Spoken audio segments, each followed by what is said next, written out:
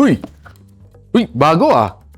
UGREEN Uno na magnetic wireless power bank na 20 watts na fast charging. This is a new stuff na gusto ko i-showcase sa inyo. Kakabili ko lang sa kanya and I love both colors. I have a color black here and a purple color here which is simply perfect. And yung kanyang 5,000 milliampere hours, keep it as small, as sleek, and as lightweight as possible. Showcase ko sa inyo after this quick intro.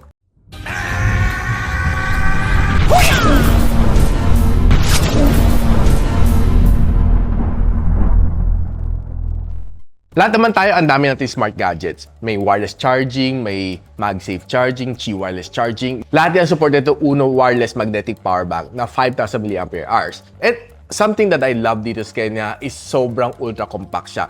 Very sleek, very small. It's so easy put inside your pocket. It's even smaller than your regular smartphone. Now, nung in-unbox ko siya, meron siyang sleeve dito sa loob. And inside, there's a lot of certification and mga manuals na kasama. And they included a charging cable once na kailangan mo i-charge ang iyong power bank or to charge multiple devices at the same time. Now, reading some specs dito sa kanyang gilid, it says na meron siyang 7.5 watts na wireless charging capability. This is yung ganang Qi wireless charging or ganang MagSafe charging, parehong 7.5 output. Meron din siya 20 watts na USB Type-C wired charging capability.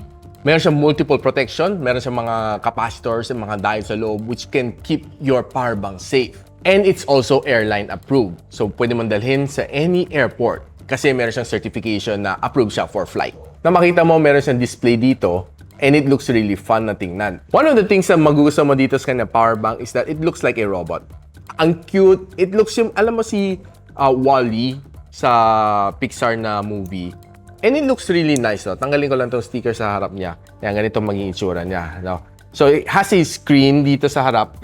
And pag pinindot mo dito sa gilid, it shows a display. Not sure kung makita nyo, no? Medyo mahina lang ang display. For right now, sabi na meron siyang 23% pang battery dito sa loob.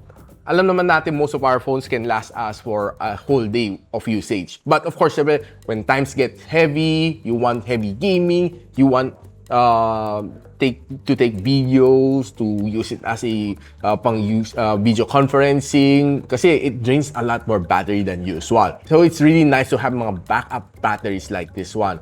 Ang advantage nito is para sa mga iPhone users. You can always use this one as a stand. Ibababa mo lang siya. Ito, tingnan guys. Bababa mo lang siya and automatic stand na siya. No? Ilalagay mo lang siya sa table. Pakita ko na siya na ganito. Ilalagay mo siya sa table. And pwede mo ilagay ang phone mo kung meron siyang wireless charging capability. So it would look something like this pag nakatayo. No? So ganito ang magiging itsura niya, which is definitely okay. Lalo kung nag-video chatting ka, panalong-panalo tong kanyang stand na to. For me, personally, now there are some Android phones that supports wireless charging. As long as you can put a steel ring dito sa likod, like this one, akin Xiaomi 14 Ultra, it can also charge wirelessly. Hindi lang naman siya pang iPhone. Now, in case na gusto mo rin mag-charge wired version naman, you can always buy a UGREEN na cable like this one. Ako, mas gusto ko mga braided personally.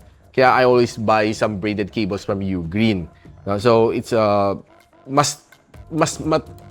me, mas tougher siya, mas matibay, and hindi siya basta-basta kakalas. Now, what I do is kakabit ko lang siya dito on one side, and kakabit ko lang sa smartphone ko on the other side.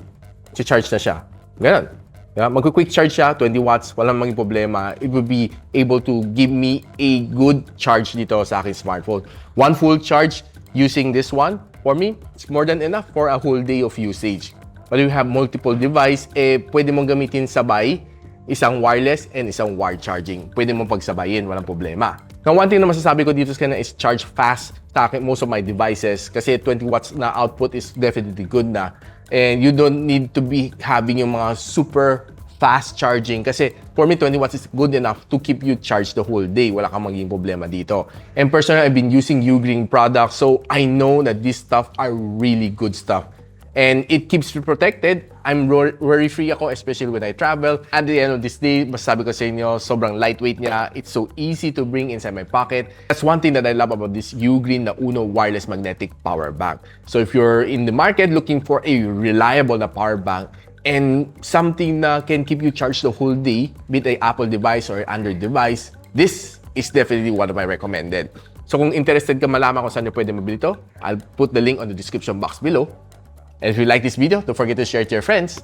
And sub to this channel is definitely awesome. See you in my next one. And so, ako para si Richmond, and you're watching Gadget Sidekick. What's up? Like and subscribe to my channel. Don't forget to hit that notification bell. For one of my latest uploads, click the dito. And for one of my popular uploads, click here.